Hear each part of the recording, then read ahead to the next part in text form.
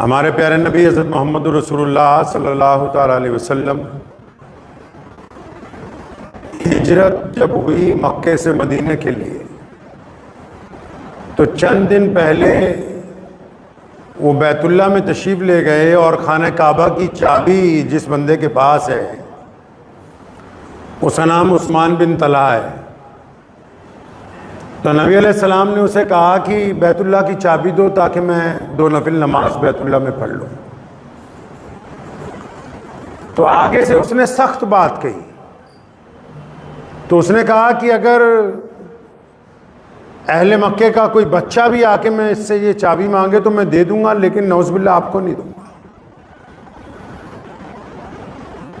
تو نبی علیہ السلام نے عثمان بن طلحہ کو یہ نہیں کہا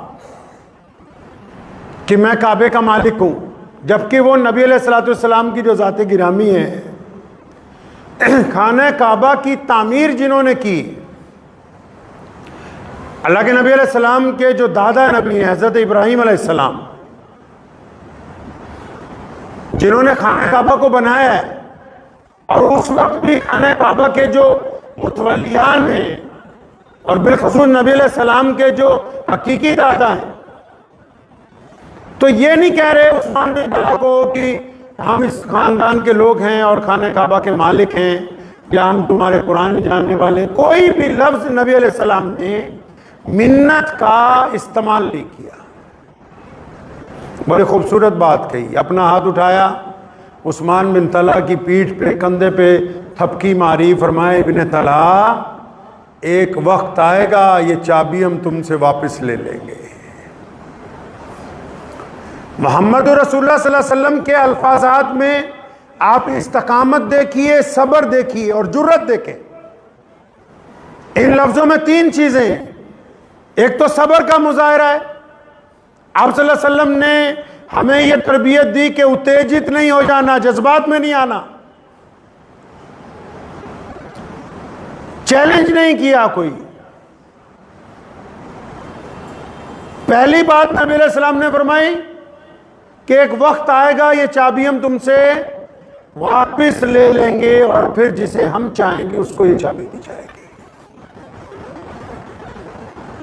دوسری بات، نبی علیہ السلام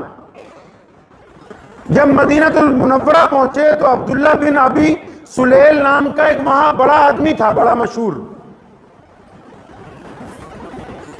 مدینہ کے جو دونوں بڑے قبیلے تھے وہ اسے ہی اپنا مذہبی رہنما سمجھتے تھے. اب جب نبی علیہ السلام آئے تو عبداللہ بن ابی سلیل کی بات ختم ہو گئی، تو اس کو بھی مجبوراً کلمہ پڑھنا پڑا. اس نے دیکھا کہ اکثریت مدینہ کی مسلمان ہو گئی ہے، لوگ محمد رسول اللہ صلی اللہ علیہ وسلم کے ماتحت ہو گئے، نبی علیہ السلام کے عاشق بن گئے، تو اس نے بھی دکھاوے کے لیے جھوٹا اسلام قبول کر لیا. اب ایک جنگ کے موقع پہ جب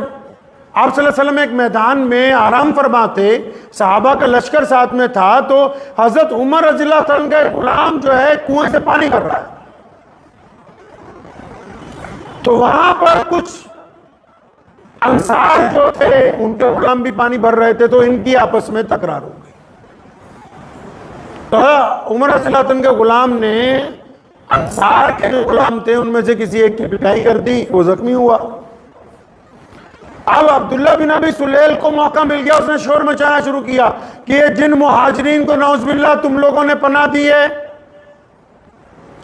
تو یہ تم پر آج اتنے حاوی ہو گئے کہ اب تمہارے ملازمین کی بھی پٹائی ہونے لگی. اب یہ بات جب عمر بن خطاب رضی اللہ عنہ کے پاس پہنچی تو انہوں نے نبی علیہ السلام سے اجازت چاہی کہ یا رسول اللہ صلی اللہ علیہ وسلم آپ اجازت دیں تو میں اس منافق کی گردن اتاروں کہ مسلمانوں میں انتشار پیدا کر رہا ہے. اور پیارے محمد علیہ السلام نے حضرت عمر رضی اللہ تعالیٰ عنہ کو روکا، فرمایا نہیں، رک جاؤ، کچھ مت کہو. اگر اس موقع پر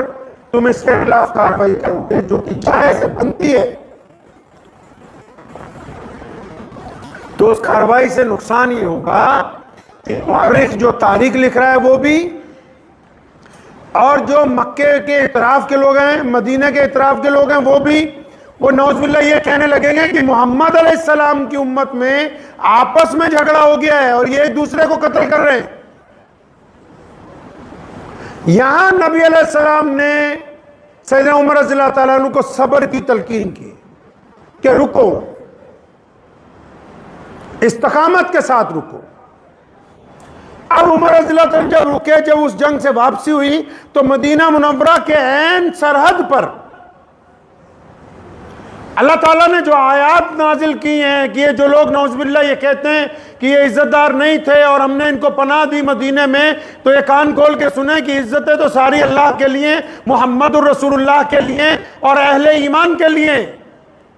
اب عبداللہ بن ابی سلیل کا جو بیٹا تھا، اس کا نام بھی عبداللہ تھا، عبداللہ بن عبداللہ، وہ اتنا بڑا عاشق تھا، اتنا زبردست صحابی تھا نبی علیہ السلام کا۔ اس کو جب یہ قصہ پتہ لگا کہ میرے والد نے نعوذ باللہ مسلمانوں میں انتشار پھیلانے کی کوشش کی، نعوذ باللہ نبی علیہ السلام کے خلاف سازش کی کوشش کی، تو وہ مدینے کی سرحد پہ کھڑا ہو گیا تلوار لے کے، اور اس نے اپنے والد کو روکا کہ ابھی اسی مجمع میں نبی علیہ السلام سے اور صحابہ سے معافی مانگو، اگر تم معافی نہیں مانگتے تو میں تمہیں مدینہ المنورہ میں داخل ہونے نہیں دوں گا۔ اب نبی علیہ السلام نے عمر رضی اللہ تعالیٰ عنہ کو کہا کہ عمر یہ بتاؤ، وہ زیادہ بہتر تھا، یعنی جب تم اس کو مارنے جا رہے تھے وہ زیادہ بہتر تھا، یہ بات زیادہ بہتر ہے کہ نہیں یا رسول اللہ صلی اللہ علیہ وسلم؟ وہ یہ زیادہ بہتر ہے، کیونکہ اگر وہاں اس وقت میں کارروائی کرتا تو انتشار پھیلنے کا خطرہ تھا، آج خود اس کا بیٹا اس کے خلاف کارروائی کر رہا ہے تو انتشار بھی ختم ہو گیا، فتنہ بھی ختم ہو گیا، اور اللہ تعالیٰ نے ہم کو فتح بھی عطا فرما دی۔ اسی طرح نبی علیہ السلام 1400 صحابہ کے ساتھ جب مدینہ سے عمرہ کرنے کے لیے مکہ المکرمہ کی طرف نکلے تو راستے میں ابو جہل نے، مکے کے تمام لوگوں نے روک دیا ان کو، طاقت کے بل پر کہ ہم آپ کو عمرہ نہیں کرنے دیں۔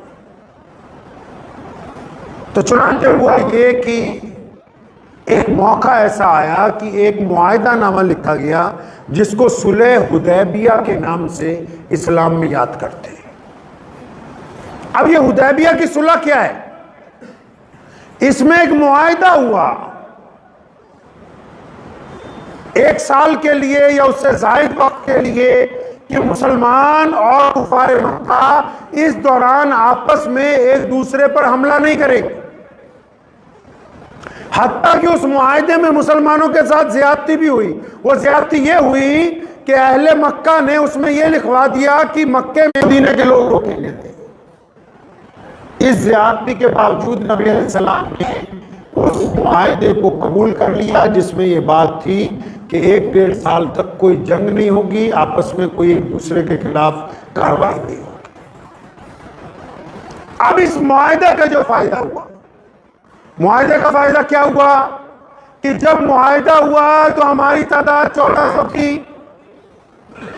معاہدہ ہونے سے جب جنگ رک گئی تو اسلام کی اشاعت اتنی تیز ہوئی کہ نبی علیہ السلام کے قاصد ہرقل اعظم تک پہنچے، خسر پرویز تک پہنچے، نبی علیہ السلام کے جو الگ الگ طرح کے جو سفیر تھے وہ قبائل میں پہنچے۔ تو صرف 1-1.5 سال میں جب اب نبی علیہ السلام مکہ مکرمہ کی طرف پلٹ کے آئے ہیں تو 10,000 صحابہ کا نبی علیہ السلام کے ساتھ۔ یہ 3 واقعات ترتیب سے جو میں نے آپ کو سنائے، عبداللہ بن ابی سلیل کی جو بدماشی ہے اس کے سامنے نبی علیہ السلام نے صبر اور استقامت سے جو جرت کا مظاہرہ کیا، یعنی ایک طرف دشمن جنگ کے لیے تیار ہے، ایک طرف منافق منافقت کر رہے ہیں، تو نبی علیہ السلام نے نہ میدان چھوڑا، نہ منافقت کو فتنہ پھیلانے کی اجازت دی۔ آپ صلی اللہ علیہ وسلم نے اپنی بے پناہ صبر اور جرت کی حکمت عملی سے عبداللہ بن ابی سلیل کی منافقت کو ناکام کیا۔ عثمان بن طلحہ سے جب چابی مانگی اور اس نے جب چابی دینے سے انکار کیا تو نبی علیہ السلام نے اس کی منت نہیں کی، یہ نہیں کہا کہ میں خانہ کعبہ کا مالک ہوں، ہمارے خاندان نے بیت اللہ بنوایا، اس کو کوئی وسیلہ نہیں دیا۔ نبی علیہ السلام نے بلکہ عزت کا، جرت کا مظاہرہ کرتے ہوئے کہا کہ ابن طلحہ ایک وقت آئے گا کہ چابی ہم تم سے لے لیں گے، اور پھر جس دن مکہ فتح ہوا محمد رسول اللہ نے وہ چابی عثمان بن طلحہ سے لے لی تھی۔ اور صلح حدیبیہ میں جب نبی علیہ السلام کے ساتھ زیادتی کی گئی تھی صلح کے اندر، وہاں نبی علیہ السلام نے جرت دکھائی، آپ صلی اللہ علیہ وسلم نے صبر اور عظمت کا مظاہرہ دکھایا، آ گیا مکہ کا کفار آ گیا اس بات پر کہ معاہدہ نامے میں محمد رسول اللہ نہیں لکھیں گے، محمد بن عبداللہ لکھیں گے۔ نبی علیہ السلام نے کہا کہ جو لکھنا ہے لکھو، پہلے معاہدہ پورا کرو۔ اور وہی لوگ جو کل تک کہتے ہیں نعوذ باللہ کہ محمد رسول اللہ صلی اللہ علیہ وسلم معاہدے میں نہیں لکھیں گے، جس دن مکہ فتح ہوا ہے محمد رسول اللہ زندہ باد کے نعرہ لگانے والے لوگ انہی میں سب سے اگلی صف کے اندر موجود ہیں۔